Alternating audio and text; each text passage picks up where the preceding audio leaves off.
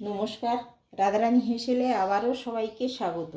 আজকের আমি এই পেঁপে আলু দিয়ে মটর ডালের পকোড়া বানিয়ে আমি একটা রেসিপি আপনাদের সামনে শেয়ার করব।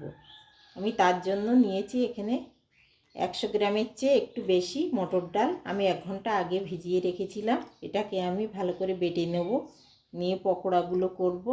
আর এখানে পেঁপে আলু কেটে নিয়েছি, দেখুন পেঁপেগুলো এরকম লম্বা লম্বা করে কেটে নিয়েছি, আলুগুলোও ওইভাবে একটু লম্বাটে করে কেটে নিয়েছি। পুরো রান্নাটা দেখুন, আশা করছি ভালো লাগবে। আগে আমি বেটে সব গুছিয়ে নেই। মশলা নিয়েছি এখানে অল্প একটু জিরে, 1 চামচ মতন, কয়েকটি গোলমরিচ আর 1 টুকরো আদা। খুব বেশি মশলা এতে দেওয়া লাগবে না, এগুলোতেই হয়ে যাবে। আমি সবগুলো বেটে নিয়ে তারপরে দেখাচ্ছি। দেখুন মশলাটাও আমি বেটে নিয়েছি আর ডালটাও এখানে বেটে নিয়েছি।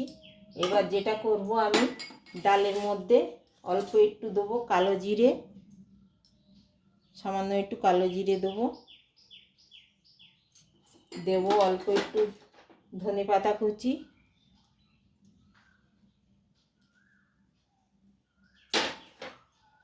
সামান্য একটু চিনি, খুবই সামান্য একটু হলুদ দেবো, আর দেবো একটু বেকিং পাউডার। এটাও খুবই অল্প, আমি কিন্তু বেকিং সোডাটা নিইনি, বেকিং পাউডারটাই নিয়েছি। বেকিং পাউডারটা দিলে কি একটু ফুলবে পকোড়াগুলো আর বেশ সুন্দর হবে খেতে। লাল লঙ্কার গুঁড়ো দিয়ে দিচ্ছি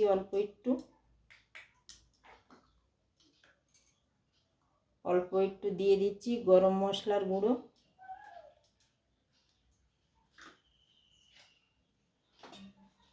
স্বাদ অনুযায়ী লবণ দিয়ে দিলাম।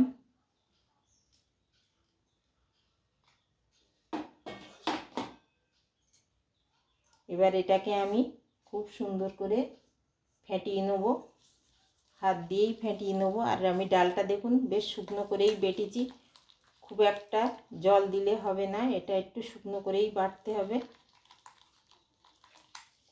না হলে পকোড়াগুলো কিন্তু দেখতে ভালো লাগবে না।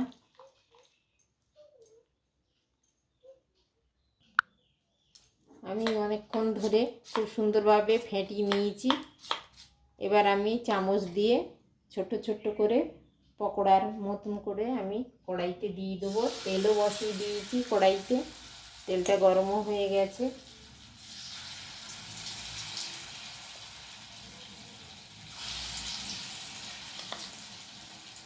একে একে আমি এইভাবে ভেজে নেব।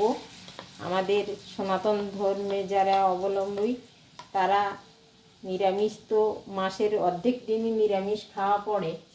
নিরামিষ দিনে এইভাবে একবার এই পকোড়া, ডালের পকোড়া বানিয়ে পেঁপে আলু দিয়ে রান্না করে খেয়ে দেখবেন, দারুণ স্বাদের হয়।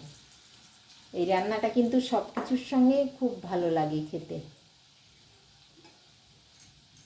একদিনও হলেই এই রান্নাটা করে খেয়ে দেখবেন, খুবই ভালো লাগে।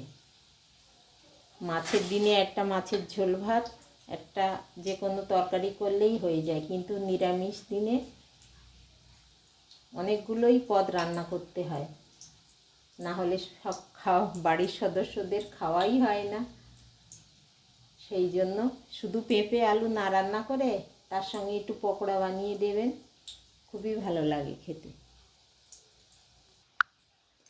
পকোড়াগুলো আমি এক পিঠ হয়ে গেছে লালচে হয়ে, আমি আর এক পিঠ উল্টে দিয়েছি। এইভাবে উল্টে পাল্টে একটু লালচে করে ভেজে নিতে হবে। গ্যাসের জোরটা খুব বেশি দেয়া যাবে না, দেয়া গেলে এগুলো কিন্তু বেশি কড়া হয়ে গেলে কিন্তু খেতে ভালো লাগবে না, একটা তেতো ভাব এসে যাবে। এবার আমি এগুলো তুলে নেব, এরকম লালচে করে ভেজে নেবেন।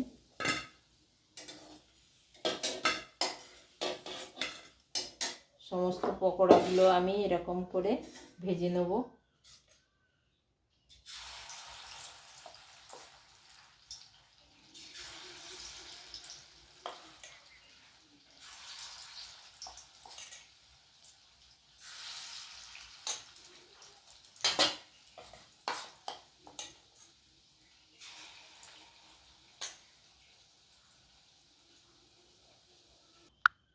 দেখুন পকোড়াগুলো আমার সব ভাজা হয়ে গেছে। 100 গ্রাম ডালে কতগুলো পকোড়া হয়ে গেছে।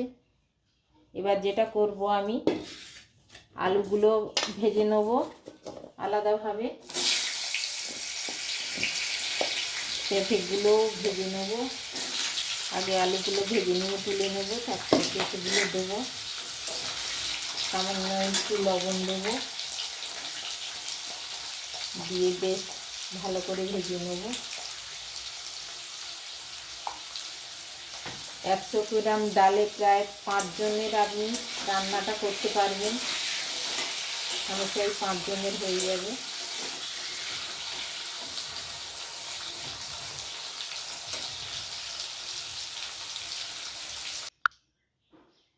দেখুন আলু পেঁপেগুলো আমার বেশ ভালোভাবে ভাজা হয়ে গেছে, একটু লালচে করে। এই ভাজতেই কিন্তু হাফ সেদ্ধ হয়ে গেছে আলু পেঁপেটা।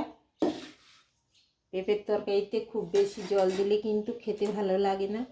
এবার আমি ফোড়নে দেবো একটা তেজপাতা আর অল্প একটু কালো জিরে,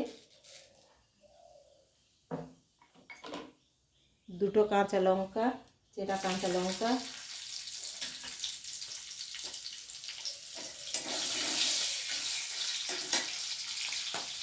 দিয়ে এবার আমি টমেটোগুলো দিয়ে দেবো।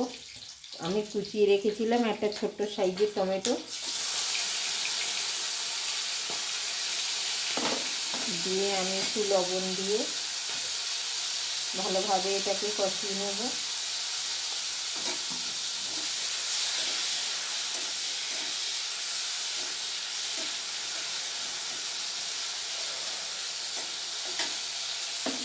এবার বেটে রাখা মশলাটাও আমি দিয়ে দিচ্ছি, আদা জিরে গোলমরিচ বাটাটা।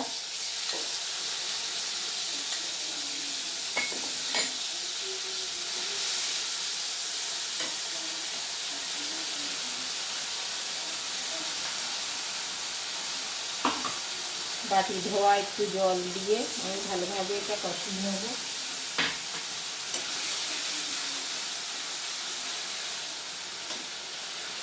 এর মধ্যে দিয়ে দেবো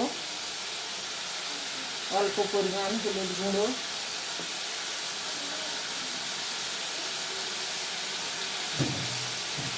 সামান্য একটু লাল লঙ্কার গুঁড়ো,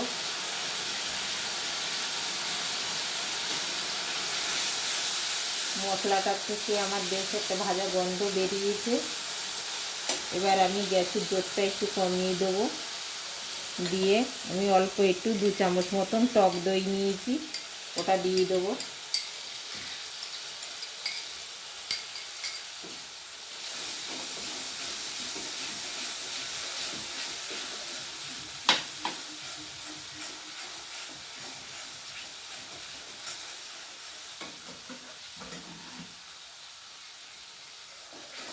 আমার সমস্ত মশলাগুলো কিন্তু ভালোভাবে কষানো হয়ে গেছে, তেল ছাড়তেও শুরু হয়ে গেছে। তখনই বুঝতে হবে মশলাগুলো খুব ভালোভাবে কষানো হয়ে গেছে।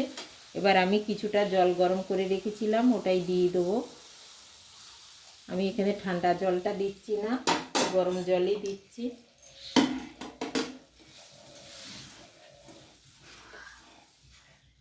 এবার আমি পেঁপে আলুগুলো এর মধ্যে দিয়ে দেবো। পকোড়াগুলো এখন দেবো না, পকোড়াগুলো পরে দেবো।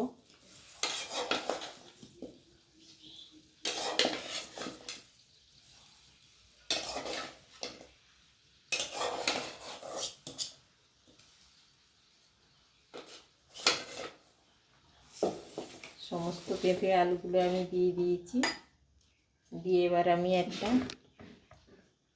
পাত্র দিয়ে ঢেকে দেবো।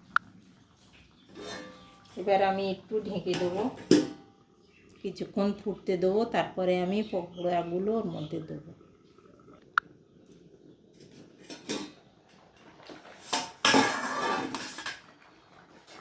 এবার আমি পকোড়াগুলো দিয়ে দিচ্ছি। একটু জলের পরিমাণটা কিন্তু একটু বেশিই রাখতে হবে এই রান্নাটায়, কারণ পকোড়ায় অনেকটাই জল টেনে নেবে। কিছুক্ষণ আমি ফুটাবো, তারপরে নামিয়ে নেব। এবার আমি দেবো অল্প একটু চিনি দিয়ে দেবো, যে যেমন পছন্দ করেন সেই অনুযায়ী দেবেন। নিরামিষ তরকারি একটু মিষ্টি হলে ভালো লাগে। দেবো অল্প একটু গরম মশলা, 1 চামচের মতন, ছোটো চামচের। আপনারা পারলে একটু ঘিও দিতে পারেন। আমি আজকের আর ঘি দেবো না, কারণ আমাদের একজনের আবার ঘি খাওয়া বারণ আছে। এখন ডাক্তারি পরামর্শ অনুযায়ী সবার চলতে হয় শরীর সুস্থ রাখার জন্য। সব কিছু সবার খাওয়া যায় না, সেই জন্য ঘিটা আমি আর দেবো না। আমি কিছুক্ষণ এইভাবে ফুটিয়ে নেব, আবার একটু ঢেকে দেবো, দিয়ে তারপরে আমি নামিয়ে দেবো।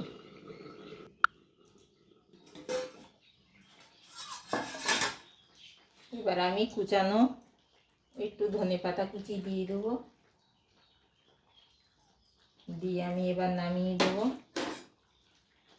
সব কিছু খুব ভালোভাবে সেদ্ধ হয়ে গেছে, দেখুন সব কিছু কেটে যাচ্ছে।